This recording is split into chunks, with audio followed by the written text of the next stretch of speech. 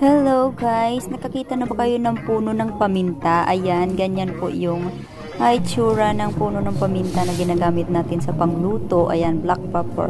Ganyan ang itsura niya o yung parang may puti sa dulo kasi bulaklak pa lang siya.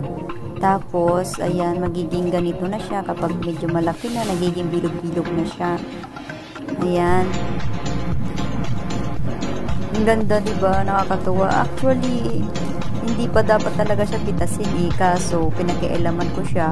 Ayan, pinitas ko siya dapat daw bago ito pitasin ay yung meron na siyang nagre-reddish o kaya nagbablack ng konti dahil yun daw po yung magulang. Ayan, natuwa kasi ako. Ayan, pinakialaman ko, pinitas ko, bubot pa siya, hindi pa siya magulang.